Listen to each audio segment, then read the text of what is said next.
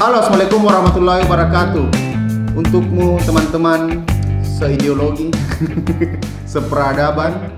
Di video kali ini saya dan Adrian akan membahas mengenai bagaimana membuka bisnis kuliner langsung laris. Tapi sebelumnya silakan nonton dulu yang ini. Nah, yang belum nonton di part pertama mengenai perjalanan Adrian bagaimana membangun YouTube, silahkan nonton di atas sini, klik saja. Kamu akan mendapatkan inspirasi bagaimana membangun bisnis perjuangan dan cinta. Tapi di video ini kita membahas mengenai masalah teknis. Bagaimana sih membuka bisnis langsung laris?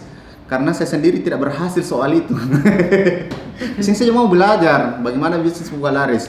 Nah, kenapa Anda ini sangat spesialis membuka langsung laris? Keren. Kalau Bill Gates ketemu itu pasti mau investasi, apalagi Warren Buffett bilang gila ini Pak. Keren, buka langsung laris. Ngeri. Bagaimana itu? Ngeri. Aduh. Jadi mulai nih. Belum pi. Jadi disponsori oleh Iota. lanjut. Jadi waktu itu saya ini belajar dapat ilmunya. Jadi kita bahas dulu referensinya dari mana. Oh, referensinya. Jelas keasalnya. Mashabnya dari mana nih? Referensinya waktu saya belajar di PMW UNM, memang banyak dosen yang punya banyak teori. Alhamdulillah tidak sekedar teori, saya praktekkan juga.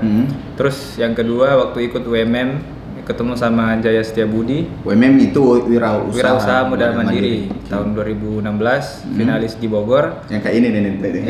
Ini penghargaan. Oke, terus ketemu sama namanya Jaya Setiabudi. Sana juga lebih lengkap penjelasannya. Nah, kalau dari situ yang pertama kita bagi 6 tahap. Jadi lebih ke bagaimana persiapannya sebelum kita opening jualan. Jadi kuncinya adalah di perencanaannya, dikasih matang. Oh, harus penting perencanaan matang itu Iya. Oh, pantas saya nggak gagal terus di perencanaannya. Perencanaannya itu sebenarnya lebih banyak ke survei apakah konsumen sudah menerima ini produk atau belum. Itu sebenarnya Kak. Itu dasarnya. Dasarnya. Nah, yang pertama tips berapa tadi tipsnya? Ada 6. Ada 6 tips buka langsung laris. Yang pertama, supaya begitu. Yang pertama apa nih? Yang pertama, cari potensial pasarnya dulu. Sebelum kita pikir produknya apa, kita cari dulu apa yang pasar sekarang lagi potensi untuk dijual ya. Laku kalau kita jual barang-barang laku sekarang yang lagi booming. Oh, berarti judulku tadi jadi bukan kuliner saja jadi untuk kuliner, untuk semua juga bisa. Ya, terus tapi ya kita bahas ini masalah kuliner lah. Kuliner karena saya praktekkan di kuliner. Iya. Jadi kita harus tahu makanan apa atau minuman apa yang lagi itu atau apa yang suka orang ditelan. Ya, yang orang gampang beli atau laku mila di pasaran. Oh, begitu dulu. Enggak perlu bilang produk alien dikasih masuk. Harus edukasi dulu. Oh, kayak video pertama tadi yang bahas tentang tape, yogurt tape. Iya, bukan mie aneh-aneh yogurt tape. Pizza bakar. Jangan kita cari aneh-aneh dulu. Iya. Silakan nonton di sini nih. Cari yang apa yang orang suka dan itu mungkin belum ada di tempat atau di daerah kita bisa jual di situ. Seperti itu. Oh, yang maksudnya begini sebenarnya yang apalagi yang di lidah masyarakat sudah enak bilang telan gitu. Yeah. Terus Yang kedua, setelah dapat peluang pasarnya apa, ketemu produknya apa, yang kedua kita uji ngangenin apakah ini produk sudah bisa bikin orang kangen. Kalau mereka coba mau lagi atau bahasa kerennya ada repeat order gitu. Tinggal dia sudah suka sesuai sama kriteria yang mereka mau, insya Allah repeat order gitu kalau kita jual. Jadi contoh dulu yang pertama misalnya taruhlah bagaimana kalau tentang kita harus ada sampelnya nih, itu dikasih misalnya green tea Thai tea lah. Itu kan dari Thailand. Mungkin ada orang yang ke Thailand waktu itu jalan-jalan, di sana laku. Terus dia belajar, udah bawa ke Makassar, dijual. Belum dijual, dikasih coba dulu ke orang tuh.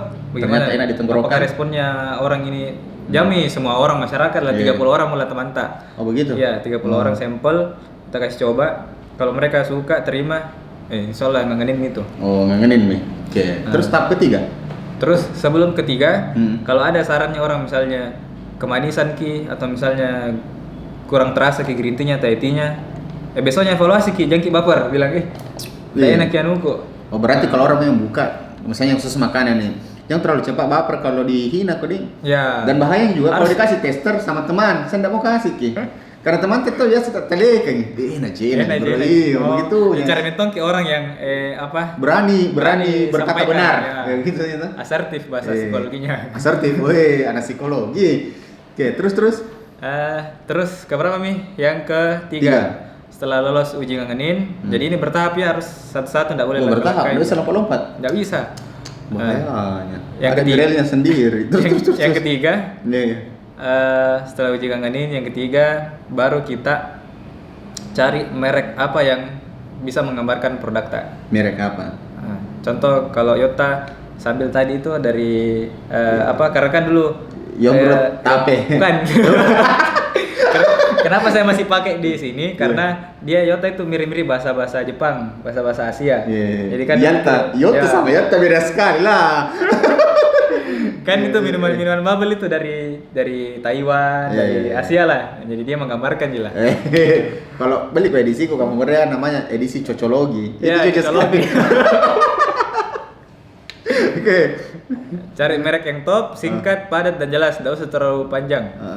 Terus keempat baru kita pikir kemasan yang menarik. Maksudnya?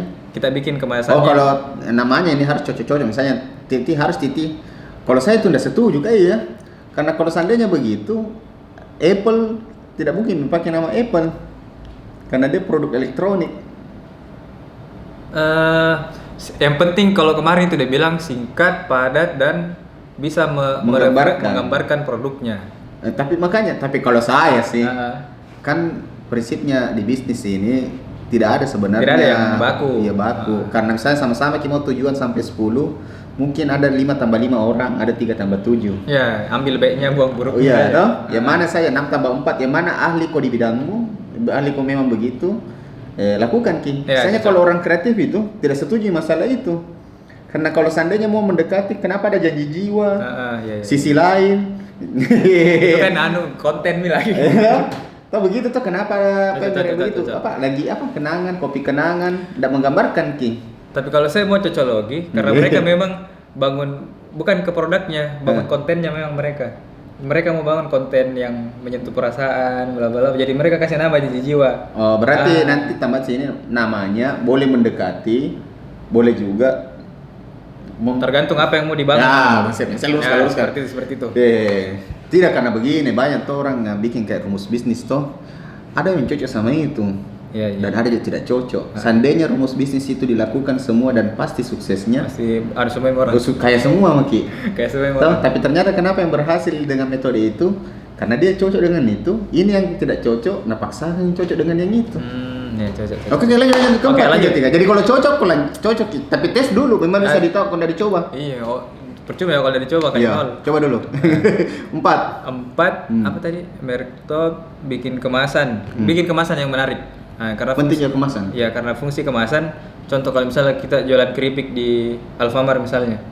Kalau sama semua kemasannya bagaimana caranya? Apa bedanya itu satu sama lain? Misalnya keripik A, B, C, D. Apalagi bersaing dengan packing. Jadi fungsi kemasan itu kalau orang lihat pertama kali, dia langsung tertarik ke produk untuk coba. Baru pertama kali nih. Berapa detik kira-kira secara psikologinya nih? Kan ada sekarang itu ilmu psikologi konsumen. Iya ada. Ada sekarang. Tapi dari Indonesia. Di luar negeri jangan ada masternya. Iya, CS2-nya enggak ada. Psikologi konsumen. Tapi kalau mungkin baca-baca bukunya banyak sih. Iya. Berapa detik? Kira-kira 5 sampai 10 lah. Wih, lama sekali 10 masa gitu misalnya. Kalau saya sih 1 detik. 1 detik pertama, bagaimana orang bisa langsung blek gitu ya. Refleks lagi? Ya refleks orang baru tinggal Ki 1 detik pertama. Terus next. Packing.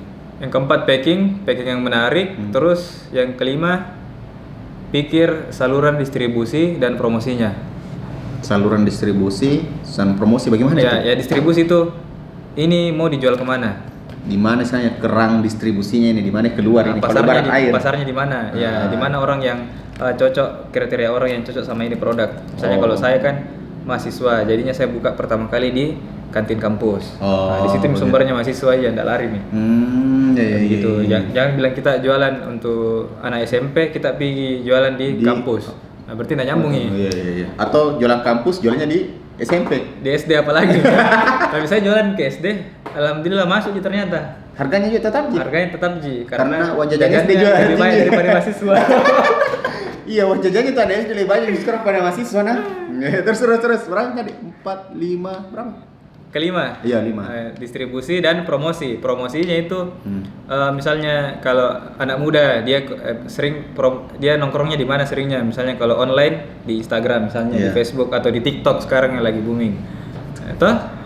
Terus kalau apa lagi? Kalau nenek enggak mungkin mau pasarkan di Instagram. Ada kan nenek nama Instagram? Ada juga. Ada. Di TikTok ada. Ada. Jadi dia pakai bahasa begini-begini juga. Jadi itu secara promosinya harus sesuai dengan kriteria konsumennya, di mana mereka sering berkeliaran, di situ kita promosi. Oh, jadi distribusi ini ada dua sebenarnya, distribusi produk dan distribusi promosi. Promosi produk. Di mana sih promosi? Karena begini, ada orang juga sekarang kan zamannya selalu merasa bilang online, tapi belum tentu. Follower banyak, belum tentu juga banyak pembeli.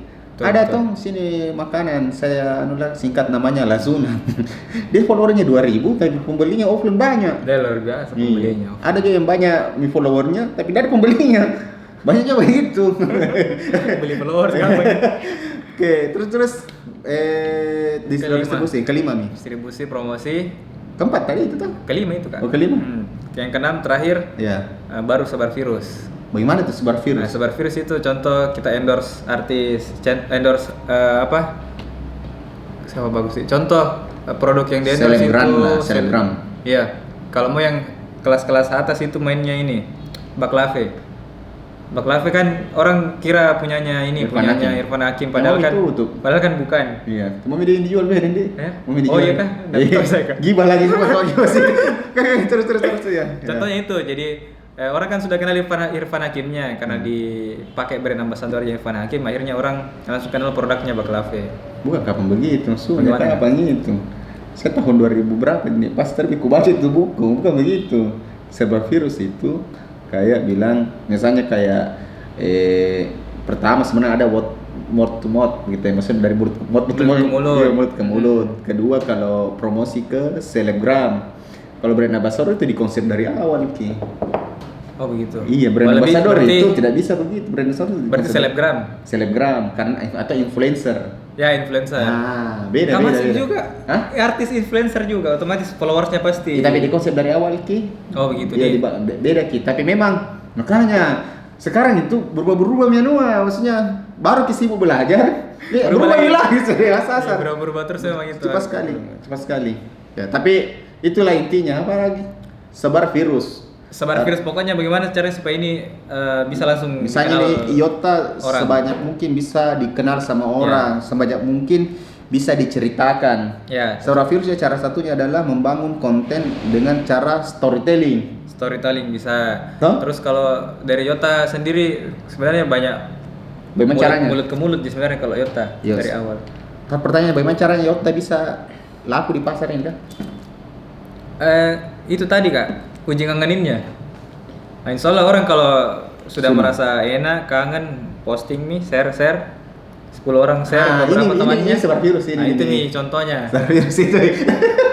Ya itu sebar virus. Jadi ini memang mau apa lagi kuatnya di mot apa lagi mulut ke mulut. Oh ya, oke. Itu tadi dari 6 tips buka langsung laris. Tapi di video ini mau kutanya, tadi lupa tanya Ki. Ini begini bawa dari apa kayak ini? Dia tepung tapioka. Itu jimuku bilang. Terima kasih banyak. Semoga teman-teman yang mau buka bisnis langsung laris. Sama tuh ada tips untuk teman-teman yang baru mau buka usaha, apa tipsnya? Tipsnya mulai dulu. Jangan banyak tanya. Jangan banyak pikir, action dulu. dan metode actionnya itu mau Itu tadi tadi ya 6 tips minimal. 6 tips Kalau ada yang mau tambahan silahkan. buka langsung laris. Kalau ada tambahan karena perubahan zaman, Iya. ada pasti lagi perubahan Update. terbaru update. Silahkan tambahkan di kolom komentar. Terima kasih banyak. Assalamualaikum warahmatullahi wabarakatuh.